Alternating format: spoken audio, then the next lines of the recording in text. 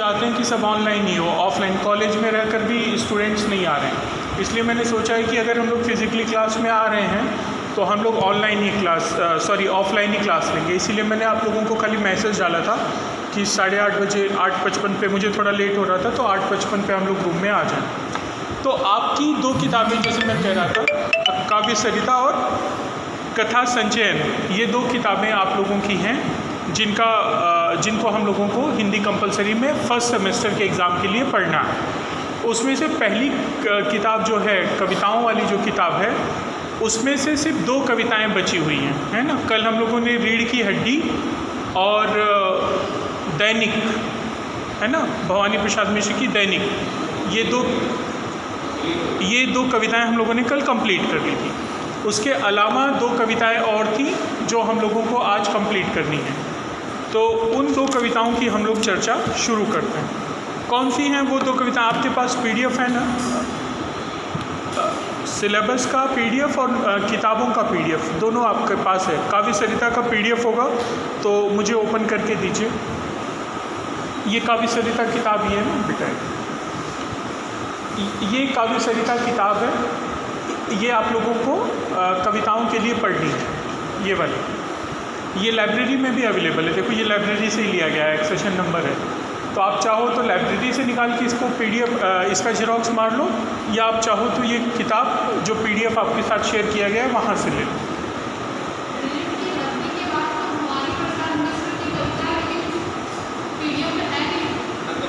हाँ, PDF में शायद छूट गई है ना। हाँ बेटा, मास्क निकाल के बोलो ना, सुनेंगे। हाँ, कहानी हो गई है सारी, कहानी भी हम लोगों ने कर ली। अरे वाह, तो फिर हम करेंगे क्या? चलो देखते हैं, पहले तो जो बचा है उसको देखते हैं। आज का दैनिक तक हो गया था, उसके बाद जो है सुभद्रा कुमारी चौहान, ये पाठ्यक्रम में है आपके। सुभद्रा कुमारी चौहान, मेरा नया बचपन और सोहनलाल द्विवेदी, आया बसंत। हाँ नहीं, PDF में नहीं, आपका जो सिलेबस मुंबई विश्वविद्यालय का हिंदी कंपलसरी का जो सिलेबस है, देखो किताब में बहुत सारी कविताएं हैं, बहुत सारे पाठ हैं, लेकिन वो सारे के सारे आपके पाठ्यक्रम का हिस्सा नहीं है। आपके पाठ्यक्रम में कुछ चुनिंदा किताबें और चुनिंदा कविताएं और चुनिंदा कहानियाँ ही हैं, तो वो सारी सिलेबस में आपको दी हुई हैं। और सिलेबस में जो है एक एक कविता, एक एक कहानी और उसके पाठ के नाम दिए हुए। तो जो आपकी सिलेबस है, सिलेबस के हिसाब से आपको सिर्फ 10 कविताएं पढ़नी थी, और आज का दैनिक आखिरी कविता थी जो हम लोग पूरी कर चुके हैं। मतलब पहली कविता भारत माता का मंदिर हम लोग पढ़े, सब जीवन बीता जाता है, ये कविता हम लोगों ने पढ़ी। भर देते हो कविता हमने पढ़ी। बापू के प्रति, यह मंदिर का दीप, शक्ति और क्षमा, पुष्प की अभिलाषा, वे और तुम, रीढ़ की हड्डी और आज का दैनिक, ये 10 कविताएं सेमेस्टर 1 के लिए निर्धारित हैं जो हम लोगों ने पूरी कर दी हैं। ठीक है, उसके बाद आपकी जो दूसरी किताब है, कथा संचयन नहीं, कथा संचयन ऑप्शनल में है, कथा दर्पण है। कथा दर्पण में कुल 8 कहानियाँ, 8 कहानियाँ हैं। मनोवृत्ति, व्रतभंग, प्रलय की रात, इनाम, महादान, प्रायश्चित, ठेस, निष्कासित, ये 8 कहानियाँ हम लोगों को पूरी करनी है। तो यही आपका FY BA कंपलसरी का सिलेबस है। ठीक है, तो जिसमें से कविताएं हम लोगों ने पूरी की हैं, लेकिन कथा दर्पण जो है, मुझे लगता है ये कहानियाँ हम लोगों की बाकी हैं, है ना, ये कहानियाँ हम लोगों की बाकी हैं। तो हम लोग कहानियों से शुरू करते हैं, है ना। कविता वाला हिस्सा हम लोगों ने, ये किताब आप मनोवृत्ति की रख दीजिए। पहली जो कहानी थी मनोवृत्ति, वो प्रेमचंद की है ना। प्रेमचंद की उस कहानी की चर्चा हम लोगों ने की थी, और कहानी बहुत संक्षेप में थी कि किस तरह एक युवती जो है सुबह सुबह पार्क में लेटी हुई पाई जाती है, और उसको देख के अलग अलग लोगों के मन में जिस तरह के विचार आते हैं, उन विचारों को एक तरह से लेखक ने संवाद शैली में प्रस्तुत करके कहानी का हिस्सा बना दिया है कि किसी के बारे में बिना अधिक जाने समझे हम कैसे एक राय शुमारी में शामिल हो जाते हैं और उसके बारे में एक राय बना लेते हैं। उसकी कहानी जो है, पहली कहानी आपकी मनोवृत्ति थी। दूसरी कहानी है व्रतभंग। इसके लेखक कौन है? जयशंकर प्रसाद हैं। और जयशंकर प्रसाद की कहानियाँ जो हैं ऐतिहासिक कहानियाँ होती हैं, ऐतिहासिक संदर्भों को लेके होती है। तो आज हम लोग जो है व्रतभंग इस कहानी की चर्चा आप लोगों के साथ करेंगे। तो जैसा कि हम लोग जयशंकर प्रसाद के बारे में पहले भी पढ़ चुके हैं, जयशंकर प्रसाद की कविताओं को हमने पढ़ा है और मैंने आप लोगों को बताया था कि इतिहास के विषय को लेते हुए भी उसको समसामयिक समस्याओं से जोड़कर देखना, ये उनकी एक प्रमुख विशेषता है कि वो इस तरह से चीज़ों को दिखाते हैं। और उन्होंने बहुत सारी कहानियाँ भी ली हैं, लेकिन कहानियों का जो संदर्भ है, मतलब जो कथानक है, उसका समय ऐतिहासिक ही होता है, पुराना ही होता है। तो PDF है आप लोगों के पास व्रतभंग का, ये पेज नंबर 24 से कथा दर्पण पुस्तिका में जयशंकर प्रसाद के बारे में उन्होंने जानकारी दी हुई है। जयशंकर प्रसाद के बारे में शायद कोई कविता भी हम लोगों ने, अब मुझे इतनी नहीं याद आ रही कि ऑप्शनल में या कंपलसरी में पढ़ते हुए मैंने वो भी आप लोगों के साथ साझा की थी। उसमें जयशंकर प्रसाद के व्यक्तित्व और कृतित्व की हम लोग चर्चा कर चुके थे।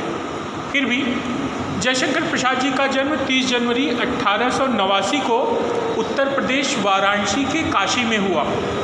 इनके दादाजी का नाम शिवरतन साहू तथा पिताजी का नाम देवी प्रसाद था। इनके बड़े भाई का नाम शंभू रत्न था।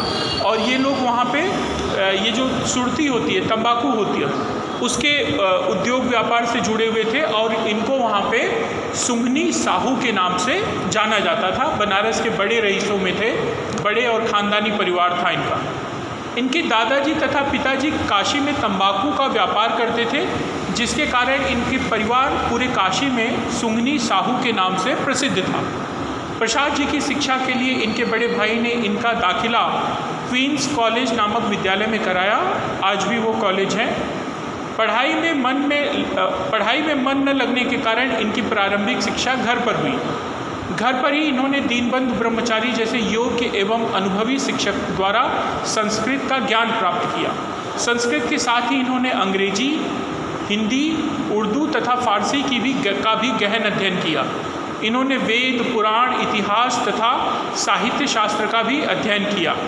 इनकी जो प्रमुख रचनाएं रहीं उसमें आंसू, इंद्रजाल, छाया, प्रतिध्वनि आदि प्रमुख थी।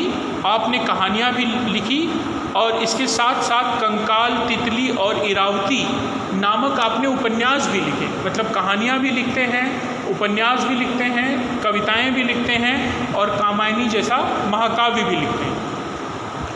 शंकर प्रसाद जी ने अपने लेखन प्रतिभा के दम पर सज्जन, जन्मेजय का नागयज्ञ, चंद्रगुप्त, स्कंदगुप्त, अजातशत्रु, प्रायश्चित आदि जैसे नाटकों की रचना कर हिंदी साहित्य को, नाटक विधा को अलंकृत किया। माने इन्होंने न केवल कहानियाँ, उपन्यास, कविताएं, महाकाव्य, बल्कि बड़े ही महत्वपूर्ण नाटक भी लिखे। जयशंकर प्रसाद जी ने कामायनी जैसे महाकाव्य को सृजित करके हिंदी साहित्य को अमरत्व प्रदान किया। अपने जीवन की कठिनाइयों और संघर्षों का सामना करते हुए मात्र 48 वर्ष की अवस्था में 15 नवंबर 1937 को आपका देहांत हो गया। और जब आपका देहांत हुआ उस समय आपकी अवस्था जो है मात्र 48 वर्ष की थी। सिर्फ 48 वर्ष की आयु में जयशंकर प्रसाद का देहांत हो गया। जो आप लोगों की पिछली किताब है जो ऑप्शनल में हम लोग पढ़ रहे हैं, कथा संचयन, उसमें एक चीज़ अच्छी है कि हर कहानी के जो लेखक हैं उनके बारे में परिचय है। जैसे यहाँ पे जयशंकर प्रसाद का परिचय है, उसके बाद उस कहानी का सार दिया हुआ है, कथा सार करके, है ना। तो उस कथा सार को पढ़कर भी आपको पूरी कहानी का आशय क्या है वो समझ में आ जाता है। लेकिन इस किताब में ऐसा नहीं है। इस किताब में इन्होंने कथा सार नहीं दिया है। आपको पूरी कहानी पढ़नी पड़ेगी, तब जाकर आप ये समझ पाएंगे कि इस कहानी का संदेश क्या है, इस कहानी के मुख्य पात्र क्या हैं और इस कहानी को लिखने के पीछे लेखक का उद्देश्य क्या है। तो जो आपका व्रतभंग कहानी यहाँ पे है, आप देख रहे हैं कि उसमें कोई कथासार इन्होंने नहीं दिया, लेकिन कहानी की शुरुआत ही आप देखिए संवाद शैली में हो रही है। मतलब लोग बात कर रहे हैं और उस बात के माध्यम से कहानी का कथानक आगे बढ़ता है। जैसे पेज नंबर 25 देखिए, जैसे ही कहानी शुरू हो रही है एक संवाद आ जाता है। तो तुम ना मानोगे, नहीं, अब हम लोगों के बीच इतनी बड़ी खाई है जो कदापि नहीं घट सकती। इतने दिनों का स्नेह क्वेश्चन मार्क, मतलब बोलते हैं कि इतने दिनों के जो हमारे स्नेह हैं उसका क्या कुछ भी नहीं। उस दिन की बात आजीवन भुलाई नहीं जा सकती। नंदन, अब मेरे लिए तुम्हारा और तुम्हारे लिए मेरा कोई अस्तित्व नहीं। वह अतीत के स्मरण स्वप्न हैं, समझे? यदि न्याय नहीं कर सकते तो दया करो मित्र। हम लोग गुरुकुल में, हाँ मैं जानता हूँ तुम मुझे दरिद्र युवक समझकर मेरे ऊपर कृपा रखते थे, किंतु उसमें कितना तीक्ष्ण अपमान था उसका मुझे अब अनुभव हो रहा है। उस ब्रह्म बेला में उषा का अरुण आलोक भागीरथी की लहरों के साथ तरल होता जा रहा था। हम लोग कितने अनुराग से स्नान करने जाते थे। सच कहना, क्या वैसी मधुरिमा हम लोगों के स्वच्छ हृदयों में न थी? रही होगी। पर अब उस मर्मघाती अपमान के बाद मैं खड़ा रह गया। तुम स्वर्ण रथ चढ़कर चले गए, एक बार भी नहीं पूछा। तुम कदाचित जानते होगे नंदन कि कंगाल के मन में प्रलोभन के प्रति कितना विद्वेष है, क्योंकि वह उससे सदैव छल करता है, ठुकराता है। मैं अपनी उस बात को दोहराता हूँ कि हम लोगों का अब उस रूप में कोई अस्तित्व नहीं है। वही सही कपिज्जल, हम लोगों का पूर्व अस्तित्व कुछ नहीं, तो क्या हम लोग वैसे ही निर्मल होकर एक नवीन मैत्री के लिए हाथ नहीं बढ़ा सकते? मैं आज प्रार्थी हूँ, मैं उस प्रार्थना की उपेक्षा करता हूँ। तुम्हारे पास ऐश्वर्य का दर्प है तो अकिंचनता उससे कहीं अधिक गर्व रखती है। तुम बहुत कटु हो गए हो इस समय। अच्छा, फिर कभी न फिर कभी मैं दरिद्रता को ही दिखला दूंगा कि मैं क्या हूँ। इस पाखंड संसार में भूखा रहूँगा, परंतु किसी के सामने सिर न झुकाऊँगा। हो सकेगा तो संसार को बाध्य करूँगा झुकने के लिए। कपिज्जल चला गया। नंदन हतबुद्धि होकर लौट आया। उस रात को उसे नींद न आई। अब इतना संवाद सुनने के बाद दो चीज़ें स्पष्ट होती हैं कि ये संवाद दो पुरुषों के बीच में है। कौन से वे दो लोग हैं जिनके बीच ये संवाद हो रहा है? नंदन और कपिज्जल। और उनके संवादों से ये भी स्पष्ट हो रहा है कि ये पुराने मित्र हैं। और मित्र कब के थे? गुरुकुल के दिनों में, जब वो पढ़ते थे गुरुकुल में तो दोनों साथ में पढ़ते थे। लेकिन वहाँ पे एक चीज़ ये भी स्पष्ट हो रही है कि जो नंदन है वो राजघराने से है, वो स्वर्ण रथ इस्तेमाल करता है, और कपिज्जल जो है वो एक दरिद्र व्यक्ति है, मतलब उसके पास सुख साधन संपत्ति नहीं है। और कभी न कभी नंदन ने उसका क्या किया है? अपमान किया है, उसे साधन विहीन होने का अपमान किया है। और उस अपमान की ज्वाला में वो इतना जल चुका है कि अब वह नंदन से किसी तरह का संबंध नहीं रखना चाहता। जबकि नंदन जो इतना संपन्न है वो उससे प्रार्थना करता है, निवेदन करता है कि हम लोग अपनी मित्रता की एक नई शुरुआत करते हैं। लेकिन नंदन उससे कपिज्जल उससे साफ मना कर देता है कि अब इस तरह की शुरुआत संभव नहीं है, क्योंकि जिस तरह से उसका अपमान हुआ है उस अपमान की आग उसके मन में अभी भी भरी हुई है, और जो है उस अपमान को वो भूलने के लिए तैयार नहीं है। आगे देखो क्या होता है। कपिज्जल चला गया। नंदन हतबुद्धि होकर लौट आया। उस रात को उसे नींद नहीं आई। उक्त घटना को बरसों बीत गए, मतलब इस बात को बरसों बीत गए। पाटलिपुत्र के धन कुबेर कलश का कुमार नंदन धीरे धीरे उस घटना को भूल चला। अब यहाँ पे स्पष्ट हो रहा है कि नंदन कौन है। नंदन जो है पाटलिपुत्र के धन कुबेर कलश का पुत्र है, उसका लड़का है। ऐश्वर्य का मदिरा विलास किसे स्थिर रहने देता है? उसने यौवन के संसार में बड़ी बड़ी आशाएं लेकर पदार्पण किया था। नंदन तब भी मित्र से वंचित होकर जीवन को अधिक चतुर न बना सका। राधा, तू कैसी पगली है, तूने कलश के पुत्र वधू बनने का निश्चय किया है। आश्चर्य। अब एक तीसरी पात्र आ रही है, और वो पात्र कौन है? राधा। राधा कलश की पुत्रवधू बनना चाह रही है। कहने का मतलब वह नंदन की पत्नी होना स्वीकार करती है, लेकिन वही उससे कह रहा है कपिज्जल कि तुम कैसी पागल हो कि तुम कलश की पुत्रवधू बनने का निश्चय किया है। आश्चर्य। हाँ महादेवी, जब गुरुजनों की आज्ञा है तब उसे तो मानना ही पड़ेगा, मैं रोक सकती हूँ।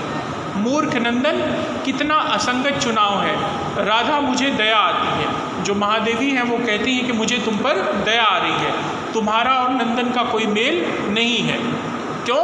क्योंकि नंदन संपन्न तो है लेकिन मूर्ख व्यक्ति है। किसी अन्य प्रकार से गुरुजनों की इच्छा को टाल देना यह मेरी धारणा के प्रतिकूल है महादेवी।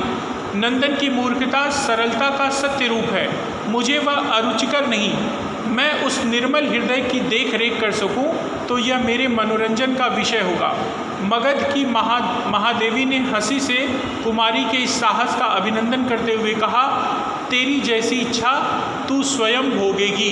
महादेवी कहते हैं कि अगर तू मेरी बात नहीं मान रही है तो जो कुछ भी होगा उसकी जिम्मेदारी तुम्हारी होगी और तुम उसको भोगोगी। कहने का मतलब उसे फिर एक बार एक तरह से वो नंदन से विवाह करने के लिए चेता रही। मगध की महादेवी ने हंसी से कुमारी के साहस का अभिनंदन करते हुए कहा, तेरी जैसी इच्छा तू स्वयं भोगेगी।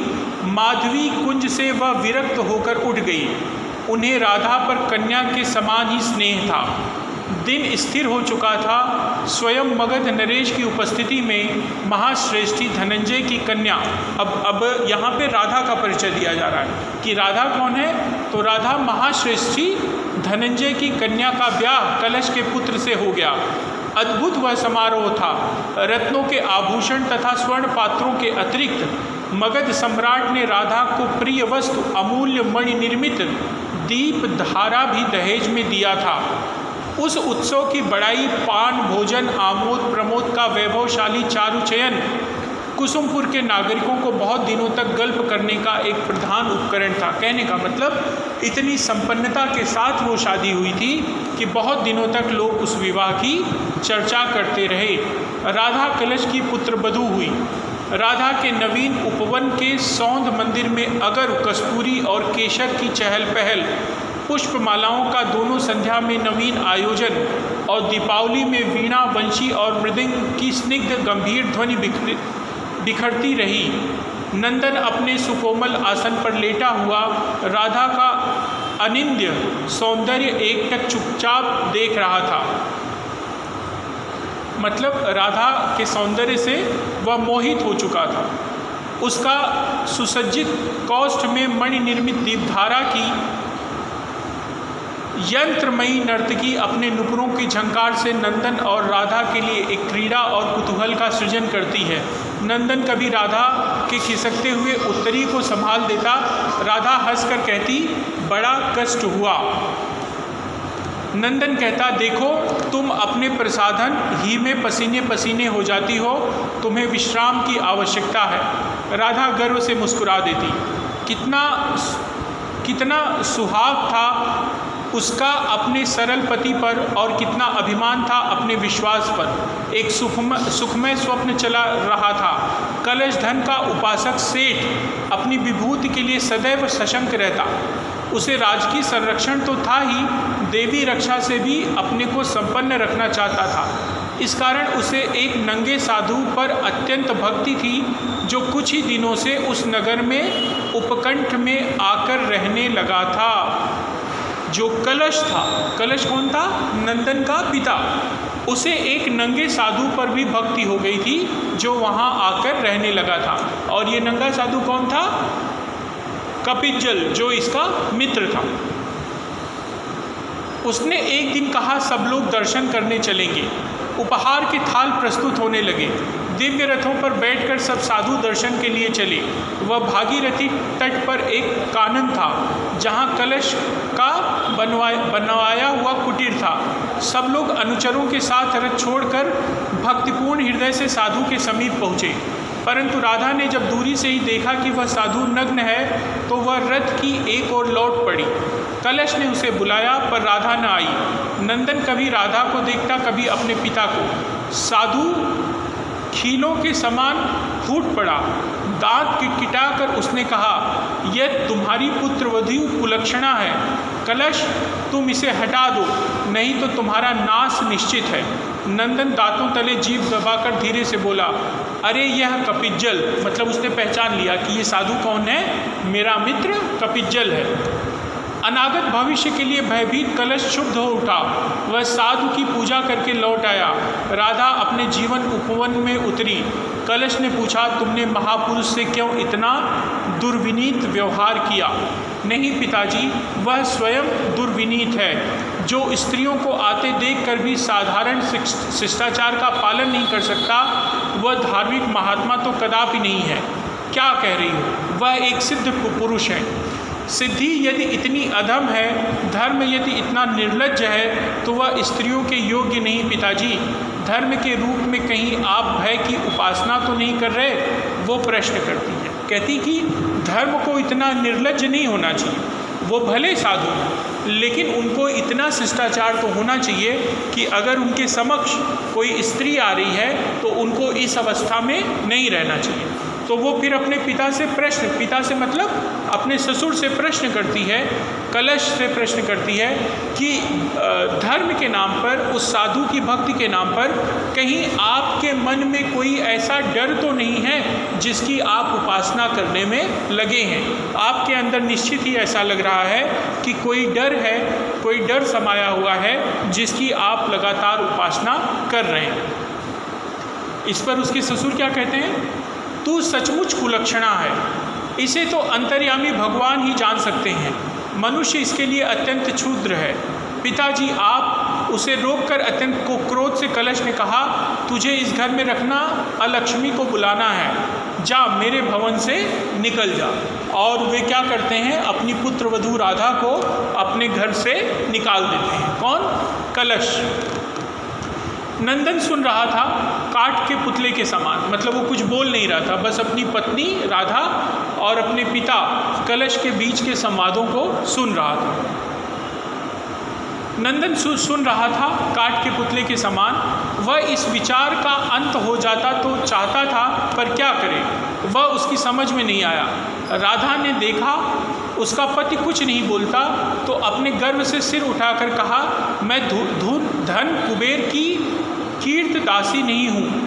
मेरी गृहिणीत्व का अधिकार केवल मेरा पदस्खलन ही छीन सकता है। मुझे विश्वास है मैं अपने आचरण से अब तक इस पद की स्वामिनी हूँ, कोई भी मुझे इससे वंचित नहीं कर सकता।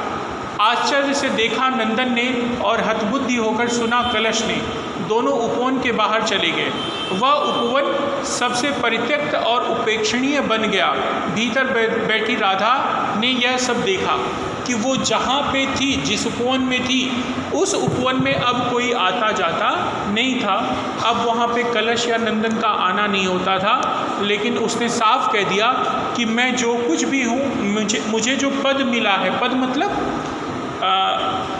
नंदन की पत्नी और कलश की पुत्रवधू होने का जो पद मिला है, वो उसको अपनी मर्यादा तक उसमें रहेगी और उसका पालन करेगी।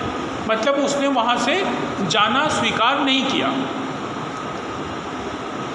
नंदन ने पिता का अनुकरण किया, मतलब उसने पत्नी का साथ नहीं दिया, बल्कि किसका साथ दिया? पिता का। नंदन ने पिता का साथ दिया। वह धीरे धीरे राधा को भूल चला, परंतु नए ब्याह का नाम लेते ही चौंक पड़ता। उसके मन में धन की ओर वितृष्णा जागी। ऐश्वर्य का यांत्रिक शासन जीवन को नीरस बनाने लगा।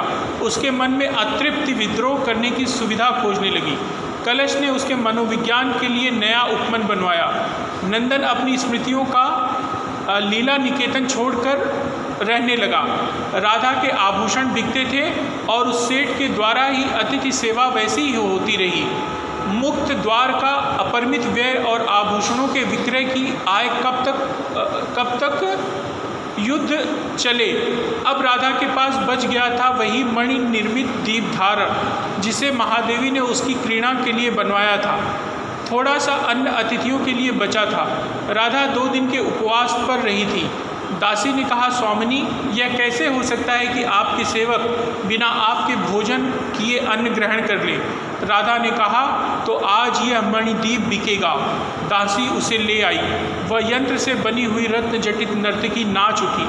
उसके नुपुरों की झनकार उस दरिद्र भवन में गूंजने लगी। राधा हंसी। उसने कहा, मनुष्य जीवन में इतनी नियमानुकूलता यदि होती। स्नेह से चूमकर उसे बेचने के लिए अनुचर को दे दिया। पुण्य में पहुँचते ही दीपधारा बड़े बड़े रत्नवणिकों की दृष्टि पर एक कौतूहल बन गया। उस चूड़ामणि का दिव्य आलोक सभी की आंखों को चकाचौंध उत्पन्न कर देता था। मूल्य की बोली बढ़ने लगी। कलश भी पूछा। उसने पूछा, यह किसका है? अनुचर ने उत्तर दिया, मेरी स्वामिनी सौभाग्यवती श्रीमती राधा देवी का। लोभी कलश ने डांट कर कहा, मेरे घर की वस्तु इस तरह चुराकर तुम लोग बेचने फिर जाओगे तो बंदी गृह में पड़ोगे, भागो। अमूल्य दीपधारा से वंचित जब सब लोग लौट गए, कलश उसे अपने घर उठाकर ले आया। मतलब उसका नौकर उसे बेचने ले गया था, लेकिन जब इसको मालूम पड़ा, किसको? कलश को, तो उसने कहा, ये मेरे घर की संपत्ति है और तुम लोग इसे चुरा कर बेचने लाए हो, और उन्हें डांट कर भगा देता। जब राधा ने यह सब सुना तब वह कुछ नहीं बोली। गंगा और शोण में एक साथ ही बाढ़ आई। दोनों नदियां हैं, गंगा नदी और शोण नदी, दोनों में एक साथ क्या हो गया? बाढ़ आ गई। गांव के गांव बहने लगे। भीषण हाहाकार मचा। कहाँ ग्रामीणों की असहाय दशा और कहाँ जल की उद्दंड बाढ़। कच्चे झोपड़े उस महाजल व्याल की फूंक से तितर बितर होने लगे। वृक्षों पर जिसे आश्रय मिला वही बच सका। नंदन के हृदय ने तीसरा धक्का खाया। नंदन का सत्य साहब उत्साहित हुआ। वह अपनी पूरी शक्ति से नाव की सेना बनाकर जल प्लावन में डट गया और कलश अपने 7 खंड के प्रसाद में बैठा यह दृश्य देखता रहा। मतलब जब बाढ़ आई तो जो नंदन था, मतलब कलश का पुत्र था, उसने नाव की एक सेना बनाकर लोगों की सहायता के लिए निकल पड़ा। लेकिन जो उसका पिता था वो अपने 7 मंजिल की मकान में बैठकर ये सब देखते रहा। उसे लोगों की मदद की कोई चिंता नहीं थी। नंदन भी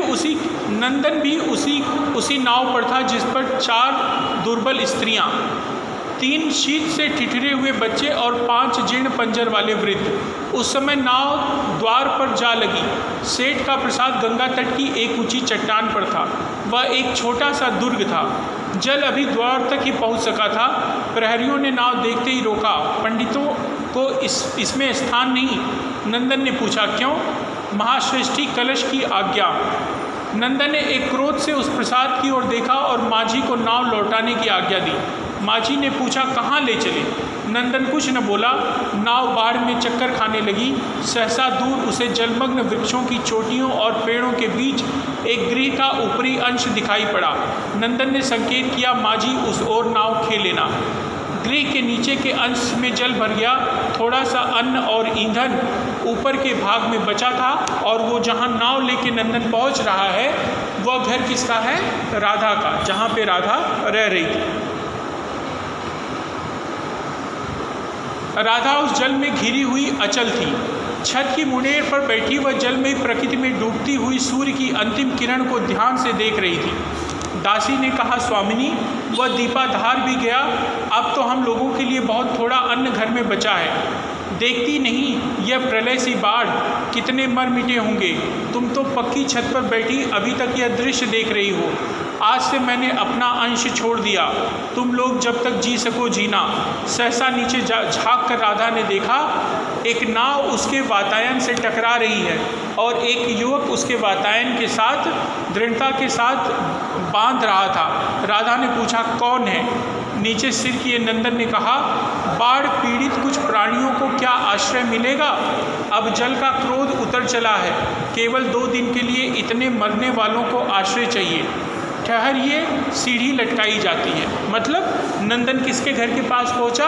राधा के। और राधा से क्या करता है? अनुरोध करता है और ये कहता है कि जो बाढ़ पीड़ित हैं क्या उनको आश्रय मिलेगा? और राधा कहती है ठीक है। और चूंकि नीचे पानी भरा है, वो नाव से आया है, तो सीढ़ी लटकाई जा रही है जिससे चढ़ के वो मकान के ऊपर आ जाए। राधा और दासी तथा अनुचर ने मिलकर सीढ़ी लगाई। नंदन विवर्ण मुख एक एक को पीठ पर लाद कर ऊपर पहुंचाने लगा। जब सब ऊपर आ गए तो राधा ने आकर कहा, और तो कुछ नहीं, केवल द्विदलों का जूस इन लोगों के लिए है। मतलब कुछ जूस है जो उन लोगों को दिया जा सकता है। नंदन ने सर उठाकर देखा राधा। वह बोल उठा, राधा तुम यहीं हो? हाँ स्वामी, मैं अपने घर में हूँ, गृहिणी का कर्तव्य पालन कर रही हूँ, पर मैं गृहस्थ का कर्तव्य का पालन कर सका। राधा पहले मुझे क्षमा करो स्वामी, यह अपराध मुझसे न हो सकेगा। उठिए, आज आपकी कर्मण्यता से मेरा ललाट उज्ज्वल हो रहा है। इतना साहस कहाँ छिपा था नाथ? दोनों प्रसन्न होकर कर्तव्य में लगे। यथासंभव उन दुखियों की सेवा होने लगी। एक प्रहर के बाद नंदन ने कहा, मुझे भ्रम हो रहा है कि कोई यहाँ पास ही विपन्न है। राधा, अभी रात अधिक नहीं हुई, मैं एक बार नाव लेकर जाऊं? राधा ने कहा, मैं भी चलूं। नंदन ने कहा, गृहिणी का काम करो। राधा, कर्तव्य कठोर होता है, भाव प्रधान नहीं। नंदन एक माझी को लेकर चला गया और राधा दीपक जलाकर मुंडेर पर बैठी थी। दासी और दास पीड़ितों की सेवा करने लगे। बादल खुल गए थे, असंख्य नक्षत्र झिलमिला रहे थे। मेघों के बंदीगृह से जैसे छुट्टी मिली हो। चंद्रमा भी धीरे धीरे इस त्रस्त प्रदेश से भयभीत होकर देख रहा था। 1 घंटे में नंदन का शब्द सुनाई पड़ा, सीढ़ी। राधा दीपक दिखा रही थी और सीढ़ी के सहारे नंदन ऊपर एक भारी बोझ लेकर चढ़ रहा था। छत पर आकर उसने कहा, एक वस्त्र दो राधा। राधा ने एक उत्तरीय दिया। वह मुर्मुष व्यक्ति नग्न था। उसे ढककर नंदन ने थोड़ा सेक दिया। गर्मी भीतर पहुंची तो वह हिलने डोलने लगा। नीचे से माझी ने कहा, जल बड़े वेग से हट रहा है, नाव ढीली न करूँगा तो लटक जाएगी। नंदन ने कहा, तुम्हारे लिए भोजन लटकाता हूँ, ले लो। काल रात्रि बीत गई। नंदन ने प्रभात में आँख खोलकर देखा कि सब सो रहे हैं और राधा उसके पास बैठी सिर सहला रही है। इतने में पीछे से लाया हुआ मनुष्य उठा। अपने को अपरिचित स्थान में देखकर वह चिल्ला उठा, मुझे वस्त्र किसने पहनाया? मेरा व्रत किसने भंग किया? अब देखो कहानी का शीर्षक क्या है? व्रत भंग। तो यहाँ पे उस नग्न साधु का व्रत भंग होता है। क्यों? क्योंकि वो नंगा रहना चाहता है, लेकिन रात को जब उसे लाया गया तो उसको वस्त्र पहना दिया गया था। तो वही वो कहता है कि मेरा व्रत किसने भंग किया? नंदन ने हंसकर कहा, कपिज्जल, यह राधा का गृह है, तुम्हें उसके आज्ञानुसार यहाँ रहना होगा। छोड़ो पागलपन, चलो, बहुत से प्राणी हम लोगों की सहायता के अधिकारी हैं। कपिज्जल ने कहा, सो कैसे हो सकता है? तुम्हारा हमारा संग असंभव है। मुझे दंड देने के लिए ही तो तुमने यह स्वांग रचा था। राधा तो उसी दिन से निर्वासित थी और कल से मुझे भी अपने घर में प्रवेश करने की आज्ञा नहीं। कपिज्जल, आज तो हम और तुम दोनों बराबर हैं और इतने अधमरों के प्राणों का दायित्व भी हम लोगों पर है। यह व्रत भंग नहीं, व्रत का आरंभ है। चलो, इस दरिद्र कुटुंब के लिए अन्न जुटाना होगा। कपिज्जल आज्ञाकारी बालक की भांति सिर झुकाए खड़ा हुआ रह गया। तो ये जो कहानी थी आप लोगों ने देखा, पूरी की पूरी कहानी मैंने आप लोगों के लिए पढ़ दी। कहानी के 4 मुख्य पात्र हैं। कौन कौन? राधा का पति नंदन और उसका मित्र कपिज्जल और नंदन के पिता कलश। राधा और नंदन की जब शादी होती है तो शादी के बाद वो एक साधु के ऊपर बड़ा विश्वास रखते थे। उसका दर्शन कराने के लिए सबको ले जाते हैं, राधा को भी ले जाते हैं। लेकिन राधा को जैसे ही पता चलता है कि वो साधु नग्न अवस्था में रहते हैं तो वो उनके पास जाना पसंद नहीं करती। तो वो साधु कहता है कि ये कुलक्षणी है। राधा कहती है कि जिस साधु को इतना भी शिष्टाचार नहीं हो कि कोई स्त्री उसके सामने आ रही हो तो उसको कैसे रहना चाहिए, मैं उसको धार्मिक व्यक्ति नहीं मानती। और उसके इस अपमान के कारण उसके ससुर भी उसको घर से निकाल देते हैं। लेकिन वो कहती है कि मैं जहाँ रह रही हूँ वहीं रहूँगी, क्योंकि एक गृहिणी का ये दायित्व होता है। उस समय नंदन के अंदर इतना साहस नहीं था कि वो अपने पिता का विद्रोह कर सके और वो अपने पिता के साथ चला जाता है। लेकिन राधा उसी घर में रहती है, उसके जो भी आभूषण थे उनको बेच कर दीनहीनों की मदद करती है और अपना जीवन यापन करती है। इसी बीच गंगा और शूण दो नदियों में एक साथ बाढ़ आ जाती है और पूरा नगर जलमग्न होने लगता है। ऐसे में नंदन साहस जुटाता है और वो नाव की एक बेड़ा बनाकर लोगों की मदद करने के लिए निकल पड़ता है, जबकि उसके पिता ऐसा कुछ नहीं करते। लेकिन जब उसे खुद सहायता की ज़रूरत पड़ती है तो वो किसके घर सहायता मांगता है? राधा के घर। और राधा उसे सहारा देती है उस भीषण तूफान के बीच, उस भीषण बाढ़ के बीच। और उसे लगता है कि कोई और है जिसे सहायता चाहिए, तो रात के अंधेरे में वो नाव लेके फिर निकलता है और एक व्यक्ति की सहायता करके उसको वापस राधा के घर में लाता है। वो व्यक्ति नग्न अवस्था में था तो उसे कपड़ा पहना दिया जाता है। और जब सुबह उस व्यक्ति को होश आता है तो बोलता है कि मेरा व्रत किसने भंग किया? क्यों? क्योंकि वो कभी कपड़ा नहीं पहनता था, उसे वस्त्र पहना दिया गया था। तो वो कहता है नंदन कि ये राधा का घर है, यहाँ पे जो भी होगा उसकी आज्ञा से होगा कपिजल, और ये कोई व्रत भंग नहीं है बल्कि एक नए व्रत की शुरुआत है। तो कौन से व्रत की? कि बोले ऐसे हज़ारों लाखों लोग हैं जिन्हें हमारी सहायता की आवश्यकता है, तो चलो हम लोग मिलकर उनकी सहायता करते हैं। तो वही नंदन और कपिजल जो कभी एक दूसरे का मुंह नहीं देखना चाहते थे, अब वो एक साथ हैं, लोगों के दीनहीन लोगों की सहायता करने के लिए तैयार हैं। और राधा जो कि अपनी गृहिणी की सेवा अपने धर्म पर कायम रहती है, अंततः उसकी जीत होती है, उसके विश्वास की जीत होती है। अपना पत्नी धर्म का पालन करते हुए वो अपने पति का भी जो दुर्बल साहस था उसको साहसी बना पाती है, और अब वो लोग एक साथ मिलकर समाज सेवा के कार्य में लग जाते हैं। तो इस तरह से ये कहानी जो है सिंबॉलिक है, व्रत भंग। तो इस कहानी का नाम व्रत भंग क्यों है समझ में आया? उस साधु की वजह से। तो ये आप लोगों के पाठ्यक्रम की दूसरी कहानी थी जो हम लोगों ने पढ़ी, जयशंकर प्रसाद की कहानी है। आप लोग इसको एक बार पुनः पढ़ लीजिएगा, PDF आप लोगों के साथ है। इसके ऊपर जो नोट्स हैं मैं आप लोगों के साथ ग्रुप में साझा कर लूँगा, उसे भी देख लीजिएगा। और फिर भी लगे कि इसमें कुछ और चीज़ें आपको बताने जैसी हैं तो हम लोग जब रिवीज़न करेंगे तो उस समय हम दोबारा जो है इस कहानी की चर्चा कर लेंगे, ठीक है।